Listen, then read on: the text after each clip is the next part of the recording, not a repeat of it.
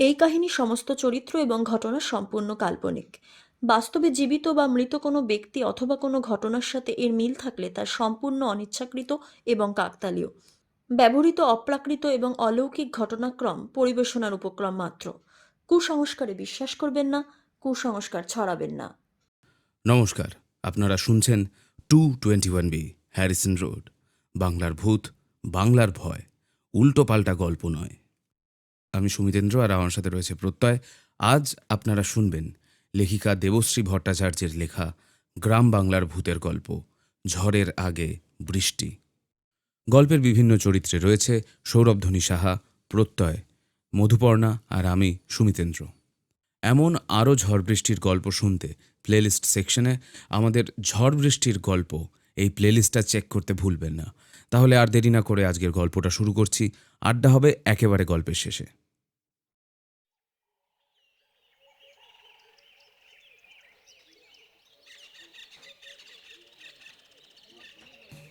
বেশ কিছুদিন ধরে টানা গরম চলার পরে আজ বিকেলের পর থেকে মনে হচ্ছে যেন আকাশের এক কোণায় একখণ্ড কালো মেঘ জমেছে। বিলাসপুর হাটের একেবারে শেষ প্রান্তে চারুর চায়ের দোকানের সামনের বেঞ্চে আজ সামান্য কয়েকজনের ভিড়। আজ তো হাটবার নয়, তাই এখনো তেমন লোক হয়নি দোকানে। কড়া চা পাতা ফোটানোর গন্ধ হাওয়ার সাথে ঝাপটা মেরে নাকে আসছে মাঝে মাঝে। কিন্তু চায়ের দোকানের যে ছোট্ট জমায়েতটা আজ হয়েছে, তাদের অবশ্য চায়ের গন্ধ শোকার সময় নেই আজ। গোবিন্দ গায়েন এই গাঁয়ের সবচেয়ে বয়স্ক মানুষ। তিনি চশমাটা একবার ধুতির খুঁটে মুছে আবার চোখের ওপর চালান দিয়ে আকাশের সেই কালো মেঘটার দিকে তাকিয়ে বললেন, আরে ভাই, এ তো অবস্থা সুবিধের মনে হচ্ছে না গো। কেন গো খুড়ো? মনে হচ্ছে আজ ঝড় আগে আসবে না, আগে বৃষ্টি আসবে। অবস্থা ভালো নয় গো। আমার মনে হয় আর এখানে বসে চা খাওয়ার দরকার নেই গো। সবাই সবাই বাড়ি চলো। ও বাবা চারু, তুইও দোকান বন্ধ কর। চারু বেচারা অনেকটা জল বসিয়ে দিয়েছিল। জল ফুটে যেতে চা দুধ সব একটু একটু করে দিয়ে দিয়েছে। আজ অনেকদিন রোদের পর একটু বৃষ্টি বৃষ্টি ভাব এসেছে। সবাই বেশ জমিয়ে চা খেতে খেতে গল্প করবে, এমনটাই ভেবেছিল চারু। তা সে তো আর হওয়ার নয়। চায়ের দোকানে যারা ছিল তারা সবাই বেশ পুরনো লোক। চাটুজ্যেদের বংশী, পল্টু, মাধব, এরা সব বহুদিন ধরে এই গাঁয়ে আছে। এই গাঁয়ের আচার ব্যবহার, রীতি নীতি এসবের সাথে বেশ পরিচিত। কিন্তু সাধন এ গাঁয়ে নতুন এসেছে বিলাসপুর গার্লস হাই স্কুলের অঙ্কের মাস্টার হয়ে। মাসখানেক হলো সে এসেছে এই গ্রামে। এখনও এখানকার কিছুই তেমন জানে না।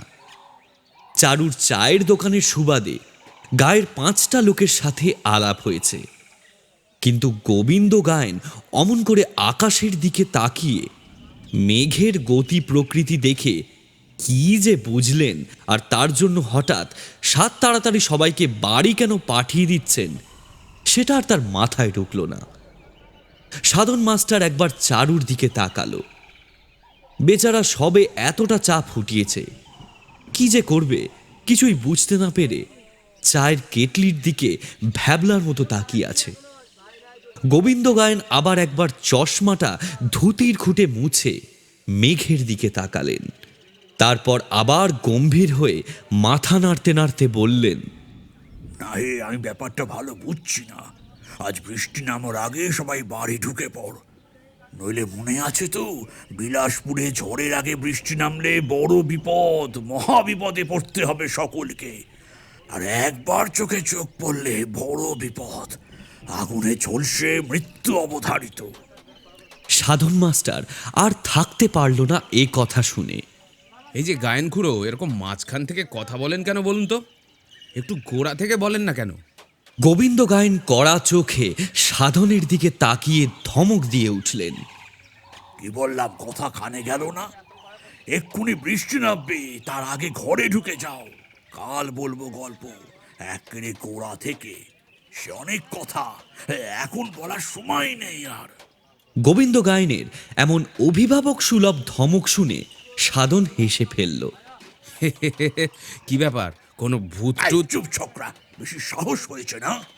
দেখছো না সাঁঝের সময় হয়েছে, জ্বলে পুড়ে মরতে যদি না চাও তো এক্ষুনি ঘরের দিকে রওনা হও গিয়ে।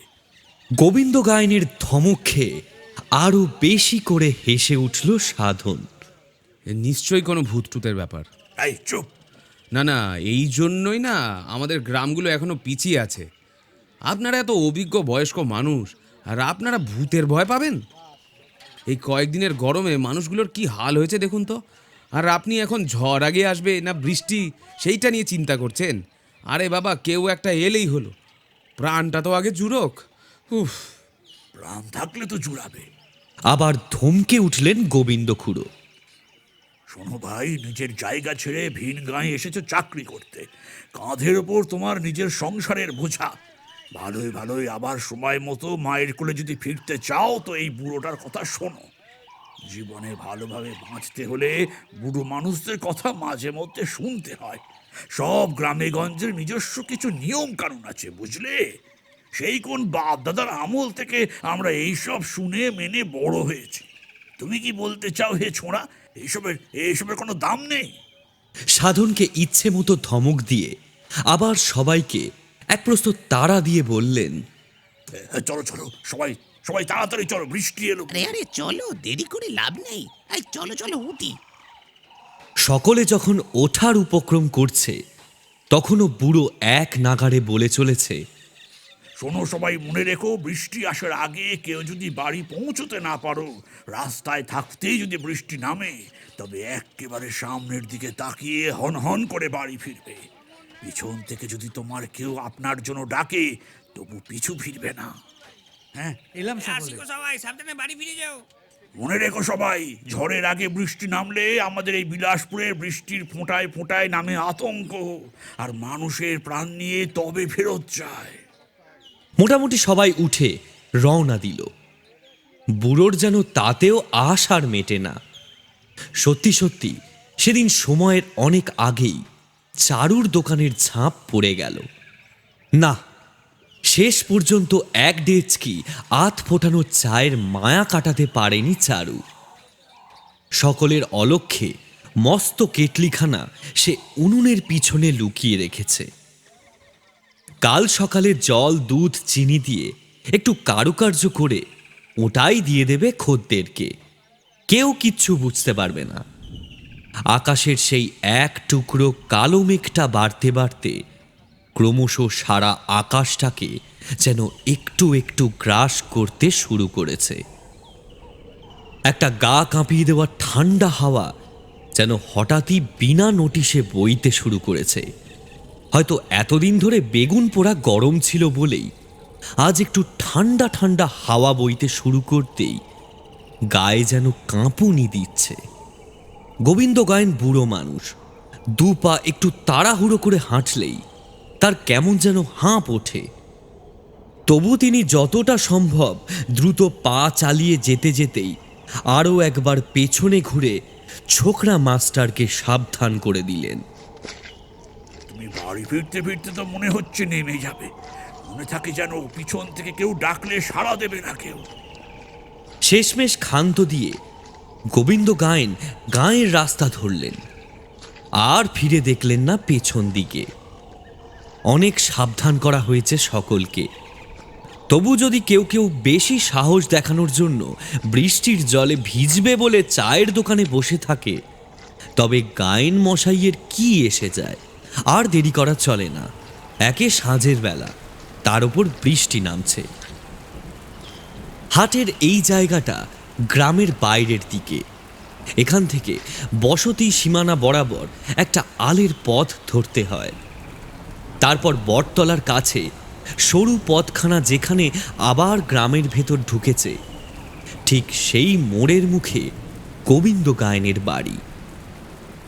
বাড়ি ঢোকার মুখে বেড়ায় লতিয়ে লতিয়ে উঠেছে অপরাজিতা ফুলের গাছ। নীলচে ফুলের রংটা অনেকটা দূর থেকে আলের ওপর থেকেই স্পষ্ট দেখা যায়। হঠাৎ মনে হলো কে যেন পিছন থেকে ডাকলো। ও খুড়ো, এত হন হন করে যাচ্ছ কেন? আরে প্রথম বৃষ্টি পড়ছে, গায়ে একটু জলের ফোঁটা পড়তে দাও না। থমকে দাঁড়িয়ে পড়ল বুড়ো গোবিন্দ গায়েন। এ তো আচ্ছা মুশকিল, এটা সাধনের গলা না? এতবার করে বলা হলো ছেলেটাকে, তবুও কোনো কথা কানে ঢুকলো না। তাড়াতাড়ি বাড়ি ফেরার বদলে এখানে বৃষ্টির মজা নিচ্ছে নাকি আবার। রাগে যেন শরীরটা জ্বলে গেল গোবিন্দ গায়েনের। পিছন ফিরতে ফিরতেই গজগজ করে বলতে লাগলেন, ধরে দিতে হয় দুঘা মাস্টারের পিঠে। এতবার করে বললাম, কথা কানে যাচ্ছে না নাকি? বাড়ি যাও শিগগির। তরবর করে কথাগুলো বললেও শেষ পর্যন্ত কথাগুলো শেষ হলো না। ঝমঝম করে বৃষ্টি শুরু হয়েছে, ঝড়ের আগে বৃষ্টি। গোবিন্দ গায়েন দেখলেন তার থেকে একটু দূরে পথের ওপর শুধু একটা বড় লম্বা ছাতা। ছাতার তলায় অন্ধকার, স্পষ্টভাবে কাউকে দেখা যাচ্ছে না, কিন্তু ভালো করে চোখ মুচকে তাকালে ছাতার নিচে একটা অদ্ভুত অবয়ব ফুটে ওঠে। শরীরটা অস্পষ্ট, কেমন ঝাপসা ঝাপসা, কেমন এদিক থেকে ওদিক দেখা যায়। বৃষ্টির বড় বড় ফোঁটাগুলো সেই অবয়বকে যেন স্পর্শ না করে তার গা ঘেঁষে পড়ছে। গোবিন্দ গায়েনের কথা বন্ধ হয়ে গেছে। সেদিকে চোখ রেখে পা টেনে টেনে যত দূর সম্ভব জোরে একবার ছোটার চেষ্টা করলেন তিনি। কিন্তু এমন দৃশ্য দেখার পর আর বোধহয় কারুর পা চলে না, বুড়োরও চলল না। হঠাৎ মনে হলো আকাশের বুক চিরে একটা লম্বা বিদ্যুতের রেখা দেখা দিল, আর তারপরেই একটা কান ফাটানো শব্দ। পলকের জন্য চারিদিকটা একটা উজ্জ্বল আলোতে ভরে উঠেই আবার সন্ধ্যের অন্ধকারে তলিয়ে গেল। এই মুহূর্তে আর কেউ উপস্থিত থাকলে হয়তো দেখতে পেত ওই ছাতার তলায় দাঁড়িয়ে রয়েছে একটা বিকট ঝলসে যাওয়া আধপোড়া শরীর। কিন্তু তারপরেই সে কোথায় মিলিয়ে গেল। এই অন্ধকারে আলের ধারের পথ দিয়ে হেঁটে যেতে গেলে এখন যে কেউ হোঁচট খেয়ে পড়বে। অন্ধকারে কেই বা আন্দাজ করতে পারবে যে গোবিন্দ গায়েনের অর্ধদগ্ধ বেঁকে যাওয়া মৃতদেহটা পড়ে রয়েছে এইখানে। বৃষ্টির জলে অল্প অল্প ছাই ধুয়ে নেমে আসছে দুপাশের মাঠে। শুরু হয়েছে প্রবল ঝড়।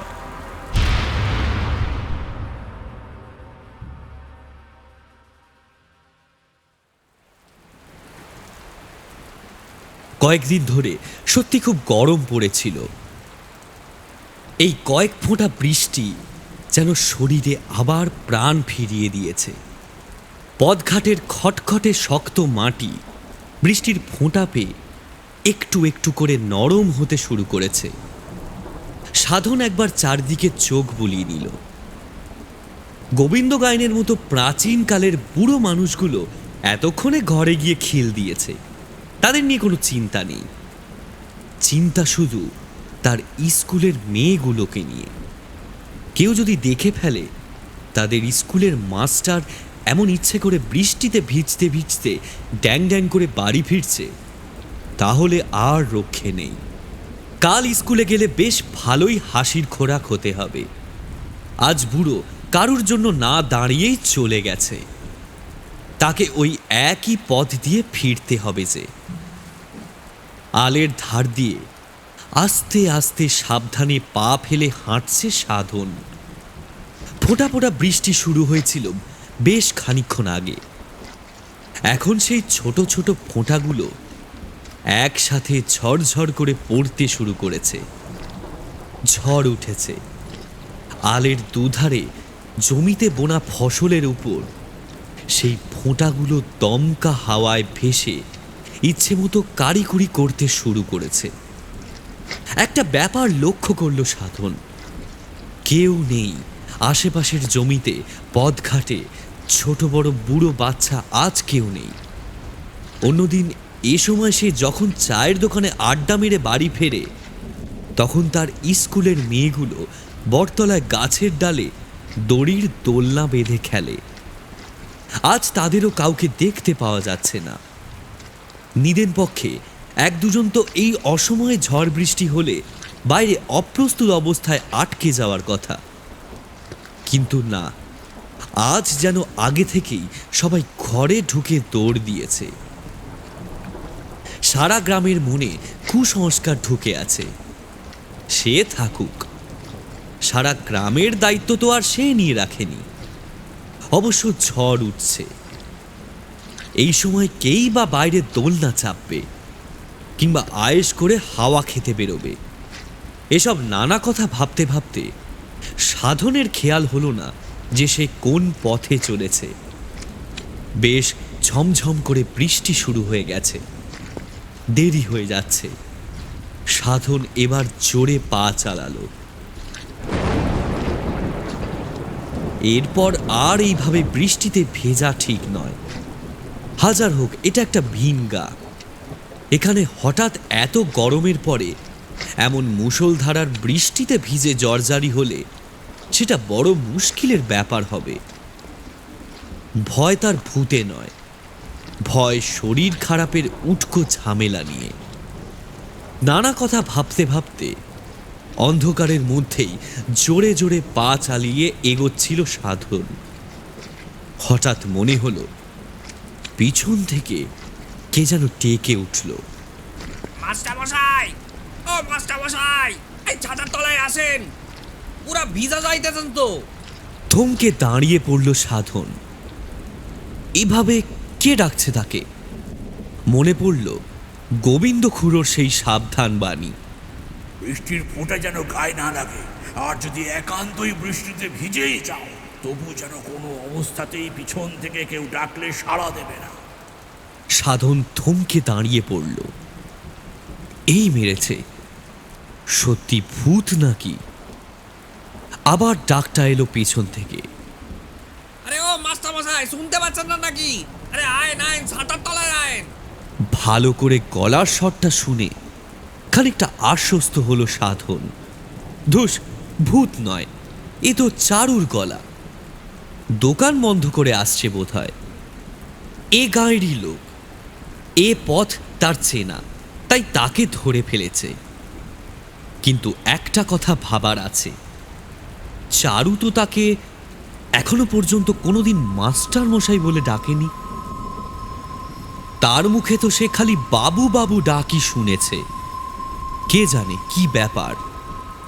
খানিকক্ষণ এমন উল্টোপাল্টা ভাবতে ভাবতে একসময় নিজেকেই নিজে ধমকে উঠল সাধন।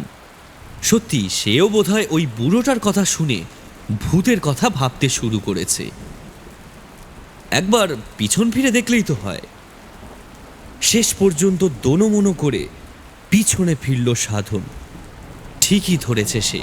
ধুস, এ তো চারুই দাঁড়িয়ে আছে একটা মস্ত ছাতা নিয়ে। ঝড়ের ঠেলায় ছাতাটা খালি টলমলো করছে। আরে চারু, যে তুমি এখানে বাড়ি পৌঁছনি? আমার পরপরেই তো বের হলে বোধ হয়। আমি তো আস্তে আস্তে ভিজতে ভিজতে আসছিলাম বলে দেরি হয়ে গেল। আমি তো পথঘাট অত চিনি না, তাই আস্তে আস্তে সাবধানে আসছিলাম, সেই জন্য দেরি হয়ে গেল। না, ওই আর কি, রাস্তা এখন কাম ছিল তো তাই দেরি হয়ে গেল। আয়েন আয়েন মাস্টারমশাই, ছাতার তলায় আয়েন। সত্যি মুষলধারে বৃষ্টি পড়ছে, তার উপর ঝড় উঠেছে। জামা কাপড় সব এমনিতেই ভিজে গেছে। এ যা বৃষ্টি, এতে অবশ্য ছাতার তলায় গিয়েও কোনো লাভ নেই। তবুও ওই একটা মনের শান্তি। সাধনার দেরি করল না, চটপট চারুর মস্ত ছাতাটার তলায় গিয়ে ঢুকল। আশ্চর্যের ব্যাপার, এখন আর তেমন বৃষ্টির ছাঁট পড়ছে না গায়ে।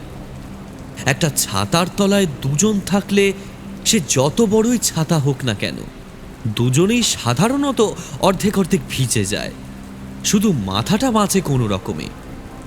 কিন্তু চারুর ছাতাটার তলায় এসে যেন মনে হচ্ছে কোনো ছাউনির তলায় সে ঢুকেছে। গায়ে ছাঁটটা পর্যন্ত লাগছে না। এই ছাতাখানা বোধহয় অনেকটাই বড়। অঝোর ধারায় বৃষ্টি পড়ছে। আজ এতদিন পর এসে একদিনে যেন সব সুদে আসলে বুঝে নিতে চায়। এখন চারপাশে আর কিছুই দেখা যাচ্ছে না। একটা মোটা কালো অন্ধকারে ঢেকে গেছে রাস্তাঘাট। রাস্তার নিয়ন ও আলোগুলোও জ্বলেনি আজকে। বোধহয় বৃষ্টির জন্যই আলো জ্বালানো হয়নি। এই অবস্থায় পথ চলতে সত্যি অসুবিধা হচ্ছে। এটা কিন্তু ঠিক কথা, বড়দের কথা শোনা উচিত। তখন বৃষ্টি দেখে অতটা রোমান্টিক না হয়ে আগেই বাড়ি ফিরে যাওয়া উচিত ছিল। চারু, বড্ড ভুল হয়ে গেছে গো। এত জোর বৃষ্টি আসবে বুঝতে পারিনি। আরও তাড়াতাড়ি বেরিয়ে পড়া উচিত ছিল। এখন তো আর রাস্তার কিছুই দেখতে পাচ্ছি না গো। চলেন না, আর তো একটুখানি পথ বাকি আছে। চমকে উঠল সাধন। এটা কার গলা? এটা তো চারুর গলা নয়। এতক্ষণ ধরে কার সাথে চলেছে সে? আর সেই বিকেল থেকে হেঁটে চলেছে সে। চারু আসার আগে তো আর অল্প একটু রাস্তায় বাকি ছিল। তখনই তো প্রায় আলের পথখানা পার করে গ্রামের মুখে ঢোকার দিকটায় চলে এসেছিল সে। তবু এতক্ষণ ধরে হেঁটেও সে বাড়ি পৌঁছল না কেন? কোথায় যেন বাজ পড়ল, খুব জোরে আওয়াজ, কানে তালা লেগে যাওয়ার মতো আওয়াজ। মনে হচ্ছে খুব কাছেই যেন বাজটা পড়েছে। সাধনের এবার কেমন যেন ভয় করতে লাগলো। কোনো মতে আমতা আমতা করে বলল, চারু, আর কতটা দূর? এত বৃষ্টিতে তো আর চলাই যাচ্ছে না। হ্যাঁ মাস্টার, ঠিকই কয়েছেন, আর চলা যাচ্ছে না। আবার সেই খ্যানখ্যানে গলা। সাধন এবার বেশ জোরে গলা খাকারি দিয়ে নিজের ভেতরের ভয়টাকে তাড়িয়ে দেওয়ার চেষ্টা করে বলল, কি হলো চারু, আর কত দূর? এই অন্ধকারে তো কিছুই বুঝতে পারছি না। ঠিকই বলেছেন, এত অন্ধকারে আর চলা যাচ্ছে না। এক কাজ করেন, ওই পটখানার তলে চলেন। একটু দাঁড়ালে জল কমতে পারে। চারুর গলাটা আবার কেমন যেন একটা শোনালো। আর বেশি রাগ ঢাক না করে সাধন বলেই ফেলল, তো তোমার গলাটা হঠাৎ এমন বদলে গেল কেন চারু? একটুক্ষণ সব চুপচাপ। ঝড় বৃষ্টির আওয়াজ ছাড়া আর কোনো শব্দ নেই। মনে হলো চারু যেন এই প্রশ্নের উত্তর খুঁজছে।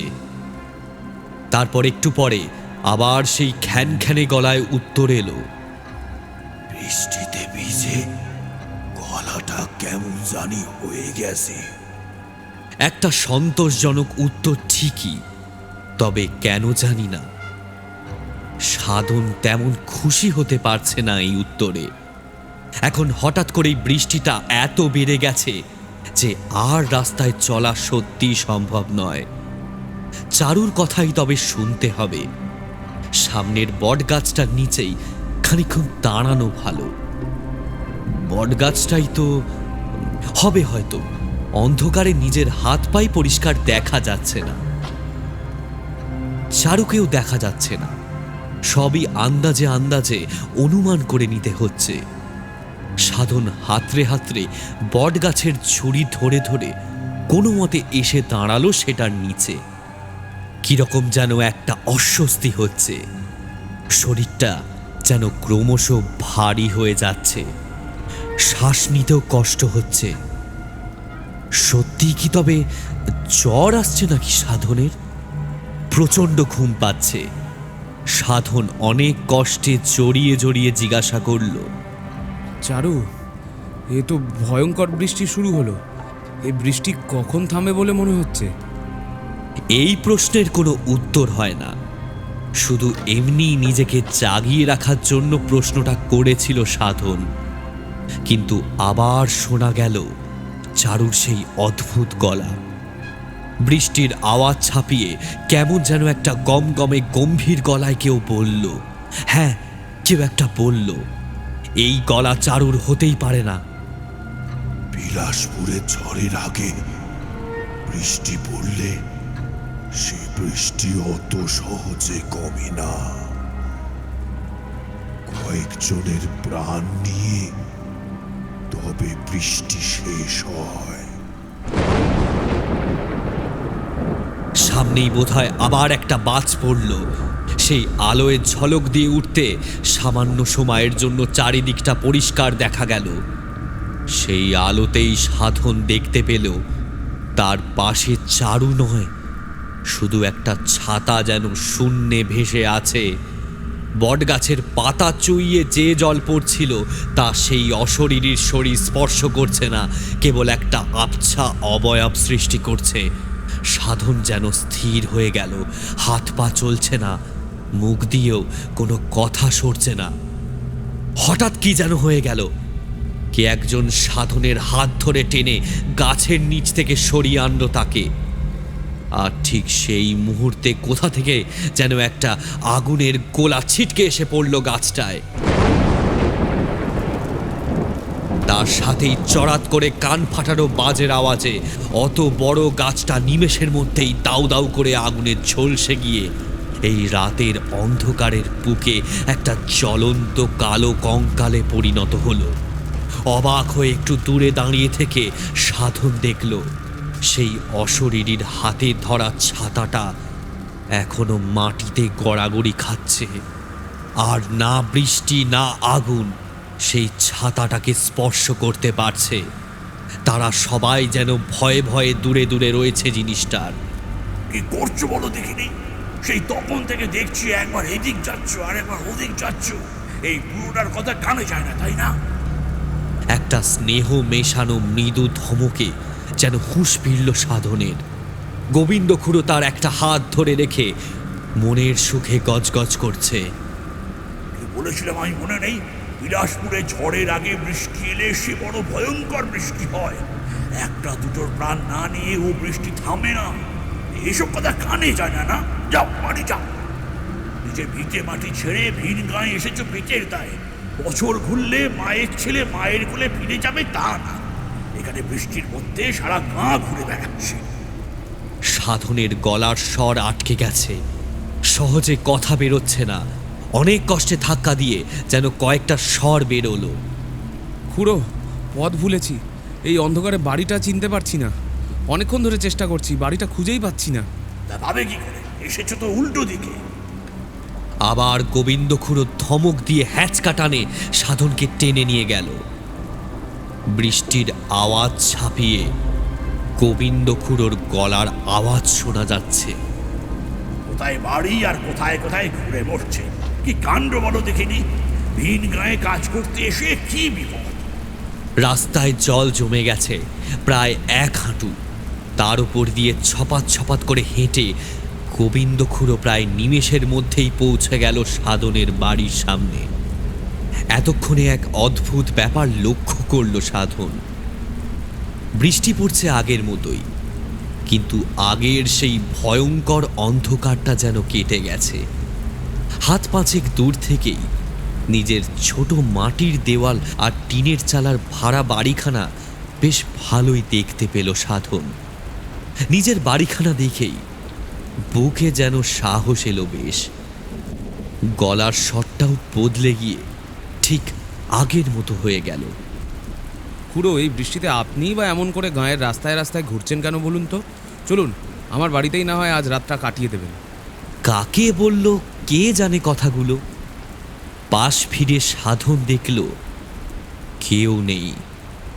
একটু অবাকই হলো সাধন। খুড়ো যাওয়ার সময় একবার বলেও গেল না।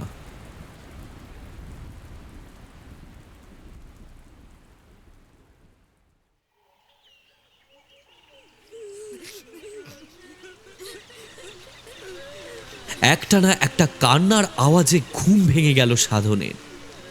কাল রাতে কতক্ষণ যে রাস্তা খুঁজে না পেয়ে ভূতের সাথে চরকি পাক খেয়েছে কে জানে। ঘরে এসেই বিছানার উপর হুমড়ি খেয়ে পড়ে গিয়েছিল। এমনকি গায়ের ভেজা জামাটা পর্যন্ত ছাড়তে ইচ্ছে করেনি। এখন সকাল হয়েছে। দক্ষিণ দিকের হাঁ করে খোলা জানালাটার বাইরে দিয়ে একটা ময়লাটে রঙের সকাল দেখা যাচ্ছে। ওপরে টিনের চালে এখনো টিং টিং করে আওয়াজ হচ্ছে, এখনো টিপ টিপ করে বৃষ্টি হচ্ছে তার মানে। কিন্তু এভাবে কাঁদছে কে? বিছানায় উঠে বসে ভালো করে শুনল সাধন। না, একজন নয়, অনেকে মিলে কাঁদছে। পুরুষ নারীর দুজনেরই কান্নার আওয়াজ শোনা যাচ্ছে। কাল রাতে এত বৃষ্টি হলো, সব ফসল বোধহয় ভেসে গেছে। তাই বোধহয় ভোর না হতেই বেচারার মাথা চাপড়ে কাঁদতে বসে গেছে। সাধন আড়মোড়া ভাঙতে ভাঙতে আস্তে আস্তে পেরিয়ে এলো উঠোনে। সাধনের উঠোন থেকে গ্রামখানাকে যতটা দেখা যায় শুধু জল আর জল। একটু দূরেই দেখা গেল চারু কাঁদছে, গামছায় মুখ চেপে হাউমাউ করে কাঁদছে। এর আবার কি হলো? চারুর কাছে যেতে সাধনের একটু একটু ভয় ভয় করছিল। ওকে দেখলেই কালকের রাতের বিভীষিকা মনে পড়ে যাচ্ছিল তার। অনেক কষ্টে সাধন মনকে বোঝালো, কাল অন্য কিছু একটা ছিল।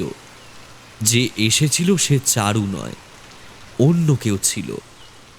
সেই আগের রাতের জামাখানা গায়ে নিয়েই সাধন চারুর কাছে আস্তে আস্তে গিয়ে বলল, কি হয়েছে গো চারু?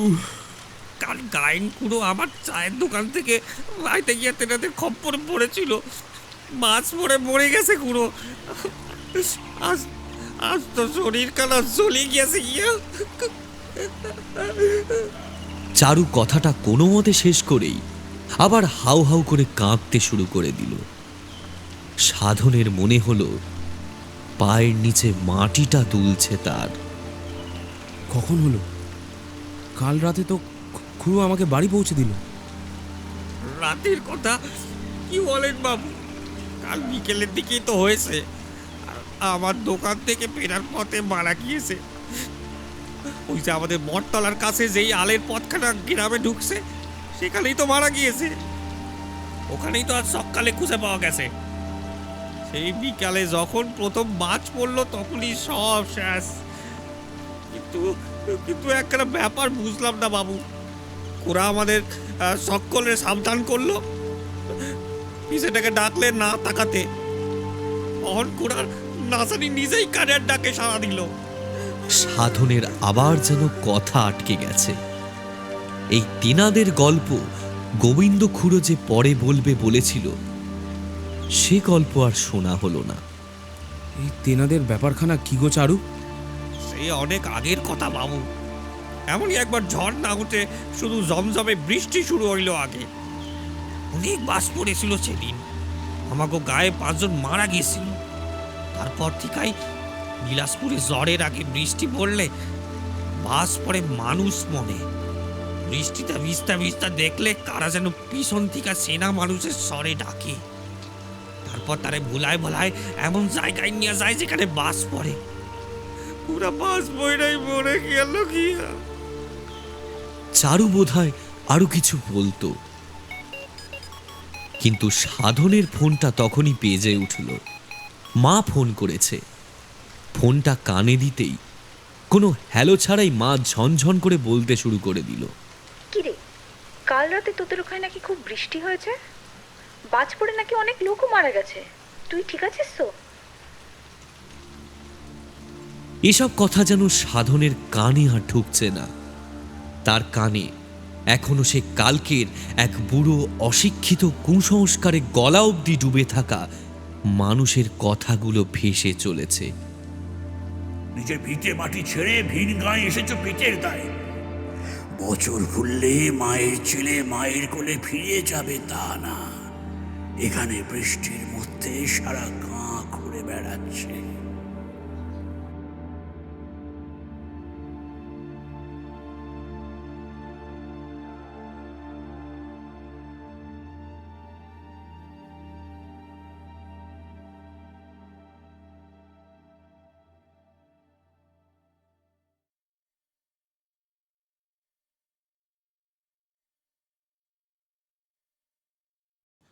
শেষ হলো দেবশ্রী ভট্টাচার্যের লেখা গ্রাম বাংলার ভূতের গল্প ঝড়ের আগে বৃষ্টি।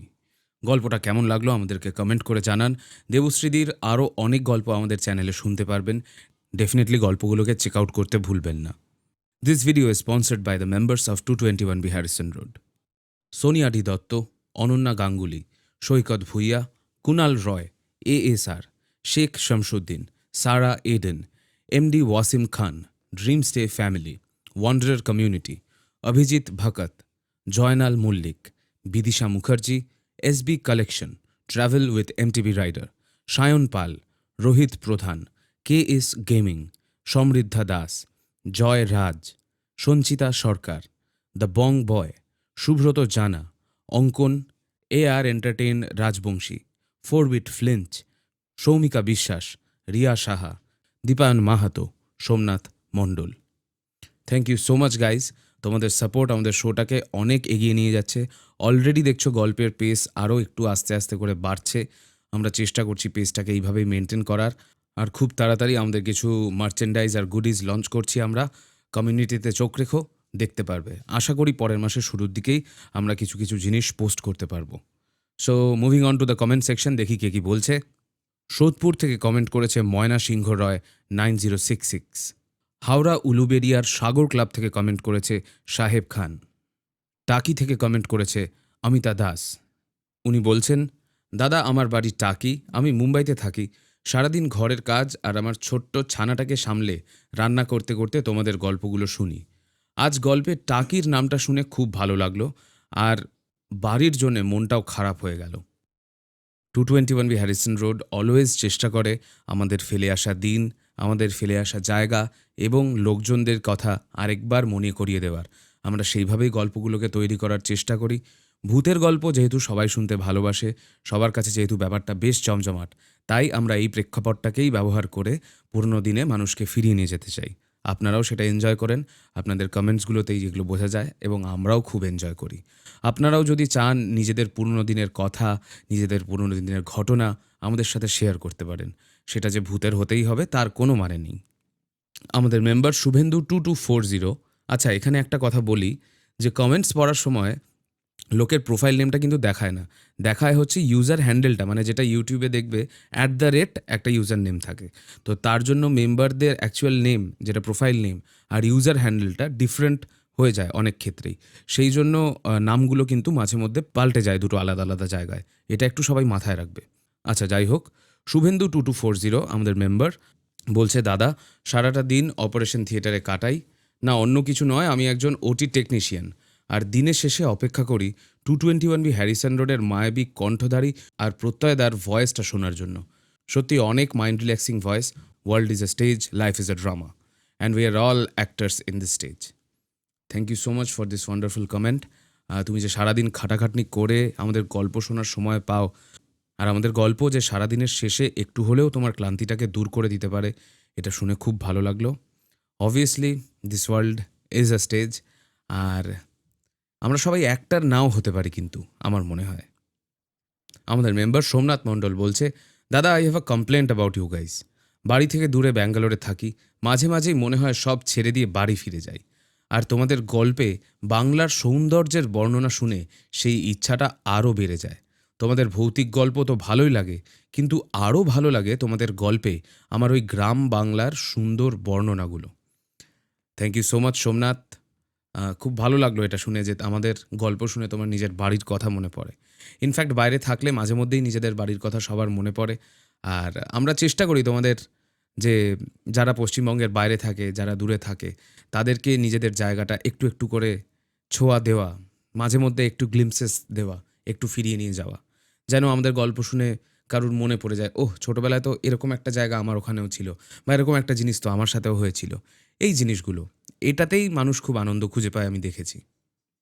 এবং এই বর্ণনাগুলো তুলে ধরার পেছনে এই ছোট ছোট ঘটনা, গ্রাম্য সরলতার ঘটনাগুলো, যেরকম চায়ের দোকানে আড্ডা হতে পারে, বাচ্চারা মিলে পুকুরে স্নান করা, কেউ গরু চড়াতে যাওয়া, সকালবেলায় উঠে মাঠের পাশে বসে হাওয়া খাওয়া, যাই হতে পারে, যেরকমই হতে পারে, এই ছোট ছোট জিনিসগুলো কিন্তু আমাদের লেখকরা খুব সুন্দর করে ফুটিয়ে তোলে। আর এই জায়গাগুলোর জন্য কিন্তু আমাদের প্রত্যেক লেখককে একটা বিশাল বড় ক্রেডিট দিতে হয়। তারা অনেক রিসার্চ করে, অনেক মাথা খাটিয়ে, অনেকের সাথে কথা বলে, অনেক কিছু পড়ে এই জায়গাগুলোকে তৈরি করে। তারা এত সুন্দর করে জিনিসটাকে ফুটিয়ে তোলে। তো big round of applause for our writers. আর তোমরাও কমেন্টসে মাঝে মধ্যে কিন্তু রাইটারদের কথা নিশ্চয়ই মেনশন করবে। আমাদের মেম্বার রিয়া সাহা বলছে, নমস্কার, আপনাদের গল্প শুনতে আমার ভীষণ ভালো লাগে। আপনাদের মেম্বারশিপ নিয়েছি আজই। আশা করি আরও অনেক অনেক ভালো গল্প শুনতে পারবো আপনাদের চ্যানেলে। আমরাও আশা করছি আমরা আরও সুন্দর সুন্দর গল্প প্রেজেন্ট করে আপনাদের সবাইকে স্যাটিসফাই করতে পারবো, আপনাদের সবার মন ভরিয়ে দিতে পারবো। আর থ্যাংক ইউ সো মাচ আমাদের পাশে এসে দাঁড়ানোর জন্য। দিস মিনস অ্যা লট। যারা আমাদের মেম্বারশিপ নেননি তারা পারলে, যদি সম্ভব হয়, আমাদের মেম্বারশিপ প্ল্যানগুলো চেক আউট করবেন। অনেক সুন্দর সুন্দর পার্কস আছে, যেরকম যেটা টপমোস্ট টিয়ার, মানে যেটা হচ্ছে গাবতলা সার্বজনীন, তাদেরকে অ্যানুয়ালি আমরা একটা মার্চেন্ডাইজ বান্ডিলও দেবো। মার্চেন্ডাইজ কী সেগুলো পরের মাসেই চলে আসছে, চ্যানেলের কমিউনিটিতেই তোমরা দেখতে পারবে, সেগুলো চেক আউট করো। এমনিতেও সবাই কিনতে পারবে, মেম্বার্সদের জন্য একটা ছোট ডিসকাউন্ট থাকবে। আর যারা আমাদের একদম টপ টিয়ারের মেম্বার্স হবে তাদেরকে এমনিতেই সারা বছরে একবার, স্পেসিফিক্যালি তাদের জন্মদিনের সময় চেষ্টা করব একটা গিফট বান্ডিল দেওয়ার। আমাদের মেম্বার সৌমিকা বিশ্বাস 7819 বলছে, 221B Harrison road has now become an addiction to me. আপনাদের কোনো গল্পই মিস করি না, প্রতিটা গল্পের উপস্থাপনা খুবই সুন্দর আর তালদিহি তো অনবদ্য। আরও নতুন স্বাদের গল্পের অপেক্ষায় রইলাম। থ্যাংক ইউ সো মাচ সৌমিকা আমাদের মেম্বার হওয়ার জন্য। খুব অ্যাপ্রিসিয়েট করলাম জেস্টারটা, খুব ভালো লাগলো। এরকম ছোট ছোট করে সবাই যদি আমাদের পাশে এসে দাঁড়ায়, this will go a long way in the long run. আমরা আরও কন্টেন্ট নিয়ে আসবো, আর ধূপধাপ করে অন্য কোনো চ্যানেলের মতো বন্ধ হয়ে যাব না, শাটার নামাতে হবে না অ্যাটলিস্ট আমাদের। Thank you so much. আমরা চেষ্টা করছি আরও বিভিন্ন স্বাদের গল্প নিয়ে আসার, তবে আমাদের মেইন ফোকাস কিন্তু গ্রাম বাংলাকে এক্সপ্লোর করা নিয়েই থাকবে। এখন থেকে আমরা কিন্তু সেটাই করব। আমাদের মেম্বার সায়ন পাল 2325 বলছে, গল্পটা খুব ভালো হয়েছে, অনেক দিন পর তালদিঘি পেয়ে খুশি হলাম। তালদিঘি আরও এগিয়ে চলুক। Best wishes for all the teammates and 221B Harrison road. Thanks to all. Love from Hooghly Tarakeswar. Thank you so much the boy from Hooghly. আমরাও হুগলিরই চ্যানেল। আমাদের পাশে এসে দাঁড়ানোর জন্য অসংখ্য ধন্যবাদ। Thank you so much. Taldighi continue হবে, তালদিঘি ফিউচারে আসবে, আর তালদিঘি কন্টিনিউ হবে, তালদিঘি ফিউচারে আরও আসবে, কিন্তু কবে শেষ হবে সেই ব্যাপারে এখন কিচ্ছু বলতে পারবো না। আজকের মতো তাহলে আমাদের আড্ডার সেশনটা এখানেই শেষ করছি। তোমাদের সবার সাথে কথা বলে খুব ভালো লাগলো। আবার দেখা হবে পরের এপিসোডে। আর আজকে কিন্তু ওয়েস্ট বেঙ্গলে একটা ঘূর্ণিঝড় আসছে, রেমাল। সবাই রেডি থেকো, সাবধানে থেকো, আগে থেকেই ফোন, পাওয়ার ব্যাঙ্ক সব চার্জ দিয়ে রেখো, রাত্রেবেলা নাকি কারেন্ট চলে যাবে। বাট 221B হ্যারিসন রোডের গল্পটা কিন্তু শুনতে ভুলো না। আমি প্রমিস করছি আজকে ঝড় বৃষ্টির রাতে এই গল্পটা জাস্ট জমে যাবে। তাহলে দেখা হচ্ছে পরের এপিসোডে। তোমরা শুনছিলে 221B হ্যারিসন রোড, বাংলার ভূত, বাংলার ভয়, উল্টোপাল্টা গল্প নয়।